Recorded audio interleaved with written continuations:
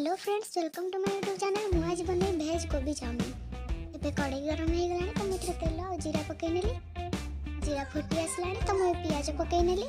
प्याज भाजी गला तो एबे मु टमाटो पकई नेली। एबे हम आलू को पकई नेबा। कोबी, फूलकोबी, बांधा कोबी को भी मधे मधे पकई नेली। एबे मेथी की हळदी पकई नेली। एबे मेथी चाउमिन मसाला को पकई नेली। एबे मुझे जीरा गुंडा, गरम मसला धनिया पत्र पकई नेली। मेथी एबे 15 मिनट हो गला तो मुझे कुछ लूण पकई नेली। एबे मुझे चाउमिन को पकई नेली। एबे ताको